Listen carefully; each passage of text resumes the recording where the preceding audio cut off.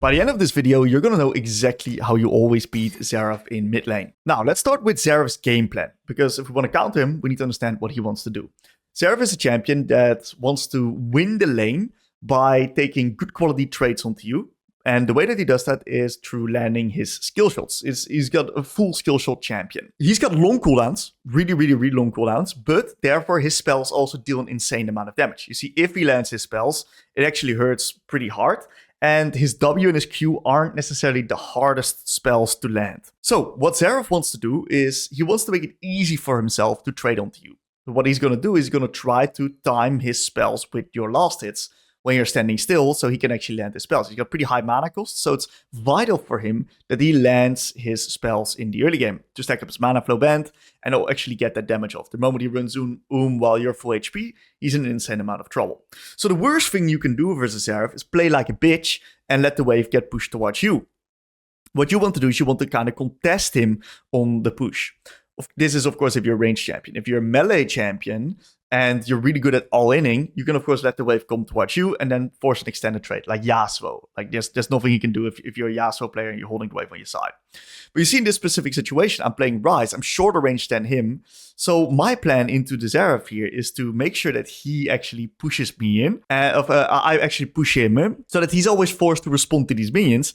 And he's never in a position where he can just freely bombard me with these skill shots in the tower. That's like the worst thing that can happen to me. And the key thing you gotta keep in mind is that whenever you're a champion that struggles getting poked by him, because you see he just times the shit on your last hits and you just get hit, it's very hard to dodge, especially in the early game.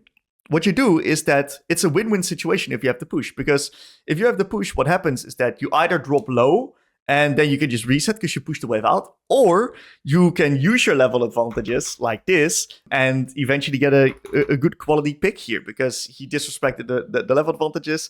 Alois would say fundamentals here, and we get a beautiful kill. So pushing into Xerath is basically always the play if you're a ranged character. Now, unfortunately, my jungle here gives him a free donation of double buff, and that makes the lane a little bit more challenging because, once again, Xerath has high mana costs.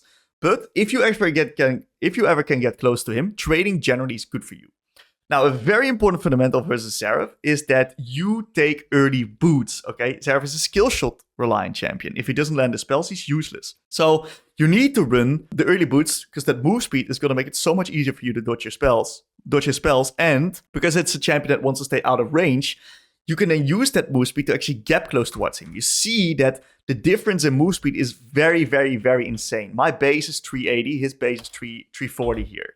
That's just so easy for me to gap close and actually space him out and also get into my ranges because his range is way larger. So move speed is an insanely valuable stat. Of course, I'm playing Ryze here. I can get even more move speed from unloading my runes. That's why I'm able to chase him down and get good quality trades. If you can get close to him, 9 out of 10 times as a champion, you win, because Xerath doesn't really function that well from close range because his E has way less effect because the stun duration increases with range. Now, like I said, push is the key, right? Because that's going to allow you to be in a position where you can get the lane control. You can then be in a position where you force him to respond to waves, force him to walk closer to the minions that he needs to CS, and it's going to allow you to then trade onto him. So I'm in a really strong position here, and I'm going to look to keep this up. My job is to make it hard for him to trade onto me. I went for the Gluttonous Grief, so I can always just regen up in the side lane and in the lane if he decides to poke me.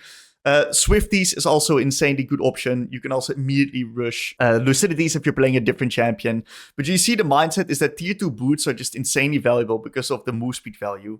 And that's actually allowing me to get in range into this guy. Whatever champ that you're playing, move speed is just so unbelievably insane. If you're struggling versus Xerath, you can also opt in for a Resolve secondary with Second Wind and Unflinching. Xerath has a lot of CC in his W and his E, and he usually uses those to set up his Q, because those are CC spells, and that's going to make it a lot easier for him then to land his damaging spell, which is then his Q. So we see that we get a nice little solo kill onto the Xerath here while actually living. And you got to be, of course, quite careful heavy trading the moment he reaches level 6, because then he's in a position where he can snipe you with the R after you have heavy traded and you guys are both low. So at this point in the game, right, the worst thing you can do is is actually give him lane control, give him the push, because starting from level 6, he will start ulting towards your side lanes. So make sure that you always push him in, put him under pressure, and always move first towards place. The moment you're first towards place, it's insanely hard for Xerath to actually move in because of the fact that he's a control mage and he needs to be first to actually get his damage off. So what we're going to be able to do is we're going to be able to just play neutral objectives as long as we're first, and then we're going to be in a great position. I want to talk about a little bit of micro into Xerath. So what you see that I do here is that I'm really good at baiting out Xerath spells.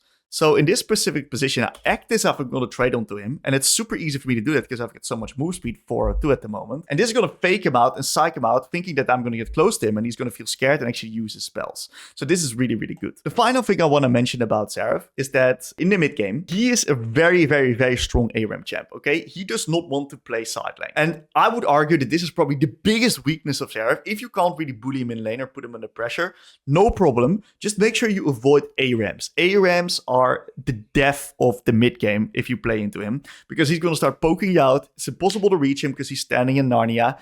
But if you use the side lane to force him to respond to waves and draw the enemies apart, then you're in a position where you can create number advantage plays. He has 0 terrain scaling, is really slow, cannot walk around the map. The only thing he can do is just R from a distance, but you can choke him off and put him in really bad choke points and make it extremely hard for him to sync up with his team if you pressure side lane waves correctly. Especially if you can let your jungle hover you, he's just a free pick into the side lane. So you now know how to beat Xerath in mid lane. It's not complicated, but if you struggle with Xerath in mid lane, there's probably heaps of other matchups that you struggle with as well. So check out this playlist right here.